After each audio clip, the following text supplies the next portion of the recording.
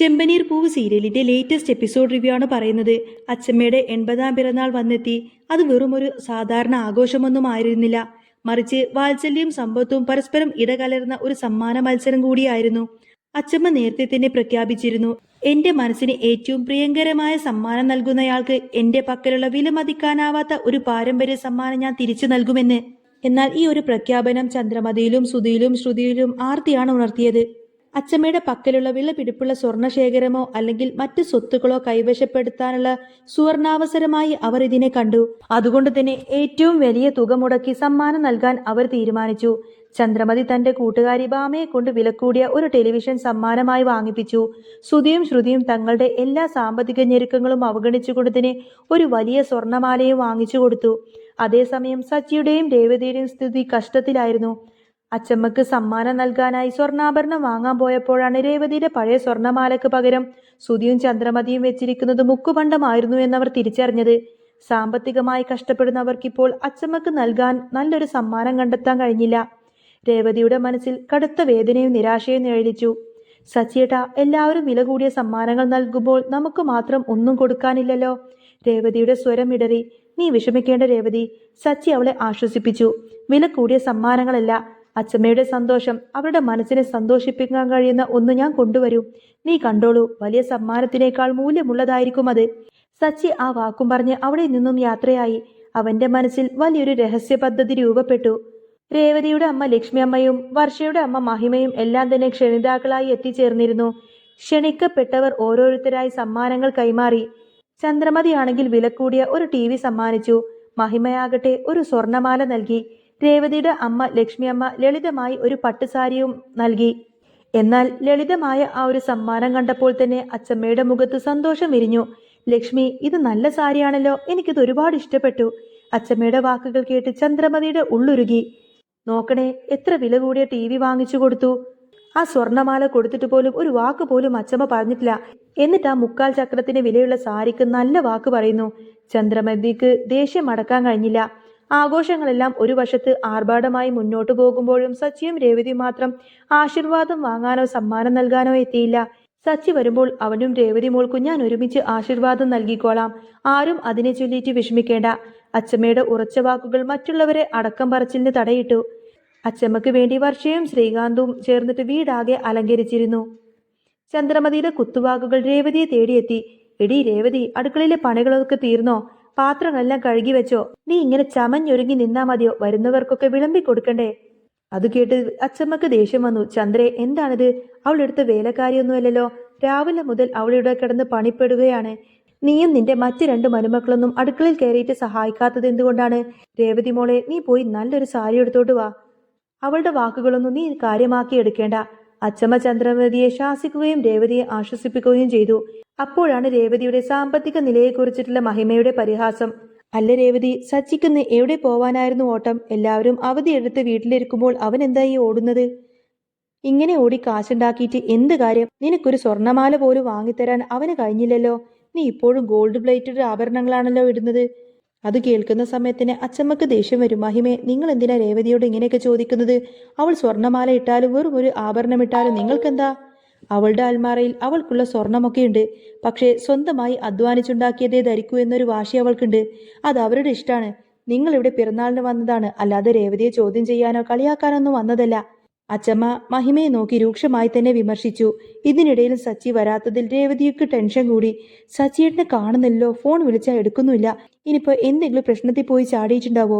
ചന്ദ്രമതിയുടെ ഈ ഒരു നെഗറ്റീവ് കമന്റുകളെല്ലാം തന്നെ അവളുടെ ഭയത്തെ ഊട്ടിയുറപ്പിച്ചു. എങ്കിലും എന്റെ സച്ചി ഒരിക്കലും അങ്ങനെയൊന്നും ചെയ്യില്ല എന്ന് അച്ചമ്മ ഉറപ്പിച്ചു പറഞ്ഞിരുന്നു. കേക്ക് മുറിക്കാൻ സമയമായി. എന്നാൽ സച്ചിയെ കാണാതെ അച്ചമ്മ കേക്ക് മുറിക്കാൻ തയ്യാറായിരുന്നില്ല.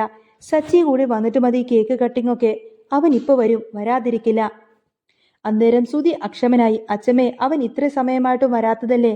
അങ്ങനെയൊന്നും അവനിപ്പോ വരാൻ പോകുന്നില്ല. നമുക്ക് കേക്ക് മുറിക്കാം. പിന്നെ അച്ചമ്മ പറഞ്ഞ ആ മത്സരത്തിലെ സമ്മാനം ആർക്കാണെന്ന് പറയും ചെയ്യാലോ. അതെ, ഞങ്ങൾ നൽകിയ സ്വർണമാലയാണ് ഏറ്റവും വലിയ സമ്മാനം. അതിന്റെ 4 ഇരട്ടി സമ്മാനം ഞങ്ങൾക്ക് തന്നെ കിട്ടും, ശ്രുതി സ്വകാര്യമായി പറഞ്ഞു. ചന്ദ്രമതി ആവട്ടെ ഭാമയോട് ഏറ്റവും വിലക്കൂടിയ TV നൽകിയ ഞാനല്ലേ മരുമകളിൽ കേമം. ആ സമ്മാനം എനിക്ക് തന്നെയാണെന്ന് ആവർത്തിച്ചു. അപ്പോഴാണ് എല്ലാവരെയും ആകാംക്ഷയുടെ മുൾമുനയിൽ നിർത്തിക്കൊണ്ട് തന്നെ സച്ചി ഓടിക്കതച്ച് അകത്തേക്ക് കടന്നു വരുന്നത്. ദേ ഞാനെത്തി, അച്ഛമ്മയുടെ പിറന്നാൾ ഞാൻ വരാതിരിക്കുവോ? അച്ഛമ്മ സന്തോഷത്തോടെ അവനെ കെട്ടിപ്പിടിച്ചു. മോനെ, നീ വന്നല്ലോ. നീ ഇല്ലാതെ എനിക്കൊരു സമാധാനം ഉണ്ടായിരുന്നില്ല. അല്ല, എന്ത് സമ്മാനമാണ് സച്ചി നീ കൊണ്ടുവന്നിരിക്കുന്നത്? എല്ലാവരും കൊടുത്തു കഴിഞ്ഞു, ഇനി നീയും രേവതിയും കൂടി കൊടുക്കാനുള്ളൂ. അതും കൂടി കഴിഞ്ഞിട്ട് വേണം സമ്മാനത്തിന് അർഹതയുള്ള അച്ഛമ്മക്ക് തീരുമാനിക്കാൻ, ശ്രുതി പരിഹാസ രൂപേണ ചോദിച്ചു. ചന്ദ്രമതി വിടാനൊന്നും തയ്യാറായില്ല. അവൻ എന്തു കൊണ്ടുവരാനാണ്? ഒരു കാശിന് പോലും വകയില്ലാത്ത ഇവൻ കൊണ്ടുവരുന്നത് എന്ത് വലിയ സമ്മാനമായിരിക്കും? എന്തായാലും അതൊന്നും അച്ചമ്മക്ക് ഇഷ്ടപ്പെടാൻ പോകുന്നില്ല. ഈ മത്സരത്തിൽ നിന്ന് സച്ചിയെ രേവതിയെയും ഒഴിവാക്കണം. സച്ചി അന്നേരം ചിരിച്ചുകൊണ്ട് പറയുന്നത്, അച്ചമ്മക്ക് പണം കൊടുത്തു വാങ്ങിയതൊന്നും ഞാൻ കൊണ്ടുവന്നിട്ടില്ല. പക്ഷേ അച്ചമ്മ പോലും പ്രതീക്ഷിക്കാത്ത ഒരു കിടിലൻ സമ്മാനം ഞാൻ കൊണ്ടുവന്നിട്ടുണ്ട്. ഒരു സർപ്രൈസ് ആണത്. എന്താടാ, ഞാൻ പോലും പ്രതീക്ഷിക്കാത്ത സമ്മാനോ? അച്ചമ്മയുടെ കണ്ണുകൾ തിളങ്ങി. കയറി വരൂ, സച്ചി വിളിച്ചു പറഞ്ഞു. വാതിൽക്കൽ 3 വയോധികൾ കടന്നു വന്നു. അവരെ കണ്ട ഉടനെ തന്നെ അച്ചമ്മയുടെ മുഖം വിസ്മയം കൊണ്ട് നിറഞ്ഞു. ഇത് നിങ്ങളായിരുന്നോ? അത്ഭുതത്തോടെ അച്ചമ്മ ചോദ്യം ചെയ്തു. ഇത് നിങ്ങളായിരുന്നോ? അച്ചമ്മ അത്ഭുതത്തോടെ തന്നെ ചോദിച്ചു. ആ വന്നവർ മറ്റാരുമായിരുന്നില്ല, അച്ചമ്മയുടെ സ്കൂൾ കാലത്തെ കൂട്ടുകാരികൾ. 30 വർഷമായി അവരെ കണ്ടിട്ട്. അന്ന് സച്ചിയോട് അച്ചമ്മ തന്റെ മനസ്സ് തുറന്ന് സംസാരിച്ചിരുന്നല്ലോ. അച്ചമ്മ ഏറ്റവും കൂടുതൽ ജീവിതത്തിൽ സ്നേഹിച്ച ആ 2 കൂട്ടുകാരികൾ.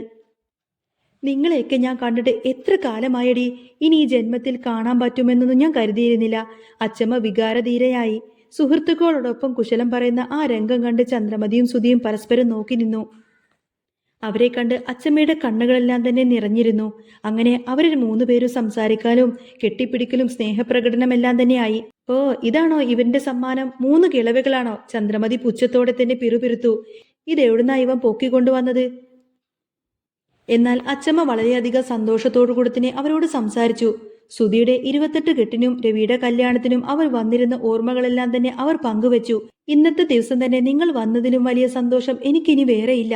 ഇതാണ് എന്റെ ജീവിതത്തിലെ ഏറ്റവും വലിയ സന്തോഷം, അച്ചമ്മ പറഞ്ഞു. സന്തോഷം കൊണ്ട് തന്നെ സച്ചിയെ അച്ചമ്മ ചേർത്ത് പിടിച്ചു. അച്ചമ്മയുടെ പഴയ ഡയറിയിൽ സൂക്ഷിച്ചു വെച്ചിരിക്കുന്ന കൂട്ടുകാരികളുടെ നമ്പറിൽ ഞാൻ കണ്ടെത്തി അച്ചമ്മയെ. അവരെ വിളിച്ചു. അവരുടെ വീടുകളിൽ പോയി അവർക്കെല്ലാം അച്ചമ്മയെ കാണാൻ വലിയ സന്തോഷമുണ്ടായിരുന്നു. അതുകൊണ്ട് തന്നെയാണ് ഇവരൊക്കെ ഇങ്ങോട്ടേക്ക് ഓടിയെത്തിയത്. അച്ചമ്മയുടെ കണ്ണുകൾ നിറഞ്ഞു. മോനെ, വേറെ എന്ത് സമ്മാനം തന്നെങ്കിലും ഈ സമ്മാനം, ഇതാണ് എനിക്ക് കിട്ടിയതിൽ വെച്ച് ഏറ്റവും വലുത്. ഏറ്റവും വലിയ സന്തോഷം നീയാണ് എനിക്ക് നൽകിയത്, അച്ചമ്മ പറഞ്ഞു. ആ നിമിഷം സച്ചിയാണ് സമ്മാന മത്സരത്തിൽ വിജയിച്ചതെന്ന് മറ്റുള്ളവർക്കെല്ലാം മനസ്സിലായി. ശ്രുതിയും ശ്രുതിയും ചന്ദ്രമതിയെല്ലാം ആകെ നിരാശയിലായി. തങ്ങൾ ലക്ഷങ്ങൾ മുടക്കി വാങ്ങിയ സമ്മാനങ്ങളെക്കാൾ മൂല്യം 1 രൂപ പോലും മുടക്കാത്ത ഈ സ്നേഹത്തിന് ലഭിച്ചിരിക്കുന്നു. താൻ പറഞ്ഞിരുന്നല്ലോ, എന്റെ മനസ്സ് ഏറ്റവും ഇഷ്ടപ്പെട്ട സമ്മാനം നൽകുന്നവർക്ക് ഞാൻ തിരിച്ച് സമ്മാനം നൽകുമെന്ന്. അച്ചമ്മ പറയുന്നുണ്ട്, എന്റെ മനസ്സ് നിറച്ചത് സച്ചിയും രേവതിയുമാണ്. അതുകൊണ്ട് അവർക്ക് ഞാൻ തിരിച്ചൊരു വലിയ സമ്മാനം തന്നെ നൽകും. അച്ചമ്മ ബാഗിൽ നിന്നും വലിയ ഭാരം കൂടിയ ഒരു ആഭരണപ്പെട്ടി തുറന്നു. അതിൽ ഏകദേശം 100 പവൻ സ്വർണം തിളങ്ങി നിൽക്കുന്നുണ്ടായിരുന്നു. ചന്ദ്രമതിയുടെയും സുധിയുടെയും കണ്ണുകൾ ആർത്തിക്കൊണ്ട് വിടർന്നു. വാ സച്ചി, രേവതി, ഇത് നിങ്ങൾക്കുള്ള സമ്മാനമാണ്. എന്റെ പാരമ്പര്യമായി കൈമാറി വന്ന സ്വർണമാണിത്. ഇന്ന് എന്റെ മനസ്സ് നിറച്ചത് നിങ്ങളാണ്. അതുകൊണ്ട് ഇതിന്റെ യഥാർത്ഥ അവകാശങ്ങളും നിങ്ങൾ തന്നെയാണെന്നൊക്കെ പറഞ്ഞ് അച്ചമ്മ ആവുന്ന സ്വർണ്ണപ്പെട്ടി നേരെ അവരെ ഏൽപ്പിച്ചു.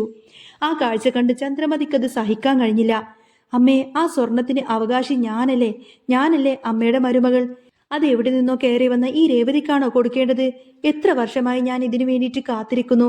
എന്നിട്ടും അമ്മ അത് രേവതിക്കാണല്ലോ കൊടുത്തത് എന്നൊക്കെ പറഞ്ഞ് ചന്ദ്രമതി സങ്കടത്തോടെ സംസാരിക്കും. അല്ല ചന്ദ്രേ, ഇത് നിനക്കുള്ളതൊന്നുമല്ല. ഇതെന്റെ രേവതി മോൾക്കും സച്ചിമോനും ഉള്ളതാണ്, നിനക്കുള്ളതൊന്നുമല്ല, അച്ചമ്മ തീർത്തും പറഞ്ഞു. സ്വാർത്ഥതയുടെയും കണക്കുകൂട്ടലുടെയും ലോകം തകർന്നടിഞ്ഞപ്പോൾ നിസ്വാർത്ഥമായ സ്നേഹം ആ കുടുംബത്തിൽ വിജയിച്ചു. 100 പവൻ സ്വർണമല്ല, മറിച്ച് സ്നേഹബന്ധങ്ങളുടെ വിലയാണ് സച്ചി അച്ചമ്മക്ക് നൽകിയത്. ആ സമ്മാനത്തിന് മുന്നിൽ ഭൗതികമായ സമ്പത്തെല്ലാം തന്നെ നിഷ്പ്രഭമായി. 10-30 വർഷങ്ങൾക്ക് ശേഷം അച്ചമ്മ തന്റെ കൂട്ടുകാരികളെ കണ്ട സന്തോഷത്തിൽ മതിമറിഞ്ഞിങ്ങനെ ലയിച്ചു നിൽക്കുന്നതും കാണിച്ചുകൊണ്ടാണ് കേട്ടോ ഇന്നത്തെ ഈ ഒരു എപ്പിസോഡ് പൂർണ്ണമാവുന്നത്. അപ്പോൾ നിങ്ങൾക്ക് ഈ ഒരു ചാനൽ ഇഷ്ടമാവുകയാണെങ്കിൽ സബ്സ്ക്രൈബ് ചെയ്യാനും സപ്പോർട്ട് ചെയ്യാനും മറക്കല്ലേ.